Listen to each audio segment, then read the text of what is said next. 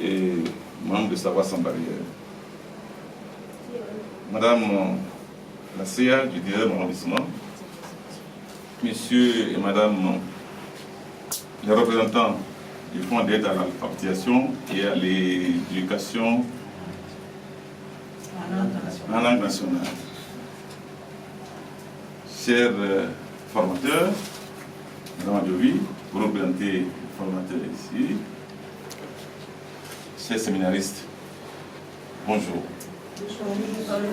C'est pour moi un réel plaisir et un honneur de prendre la parole ce matin à l'occasion de la cérémonie d'ouverture du séminaire qu'organise l'ONG Savoir sans barrière sur le thème leadership féminin et l'initiation à l'écriture des langues espéranto et fond.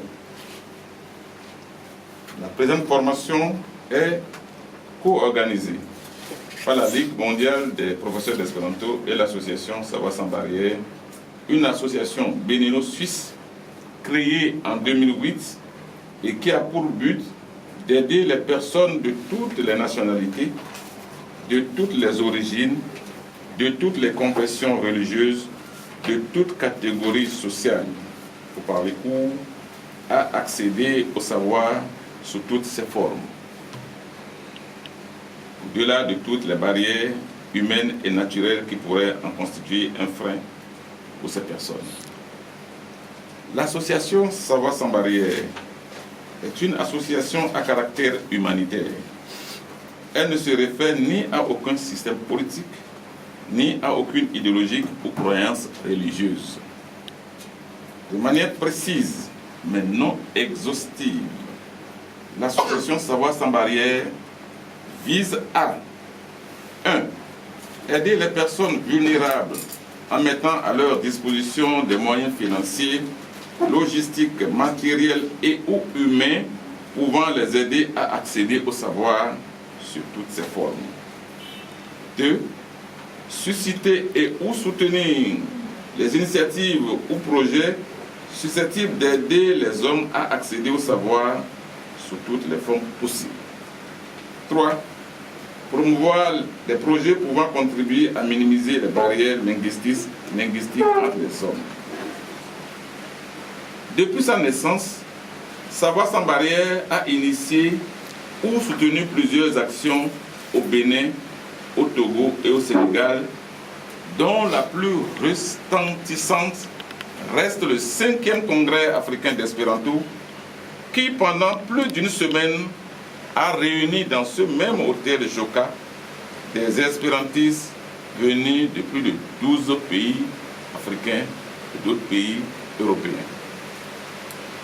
La présente formation qui nous réunit ce matin vise essentiellement à donner à la vingtaine de jeunes femmes venant de différentes régions de notre pays des outils nécessaires pour améliorer leur leadership. Chers séminaristes, le but de la formation, c'est de vous rendre capable, en tout temps et en tout lieu, de penser et d'agir en termes de performance optimale, de vous donner la confiance en vous-même afin d'affronter sans trop de difficultés les grands défis de la vie.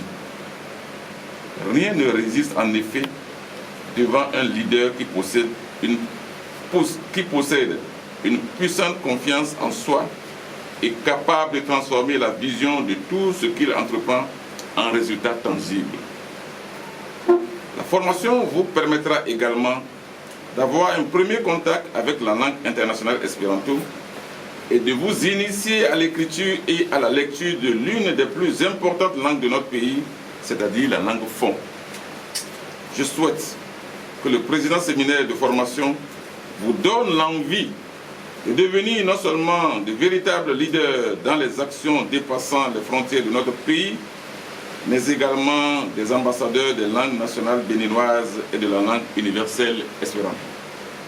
Je voudrais vous inviter à donner le meilleur de vous-même afin de tirer le maximum de cette formation.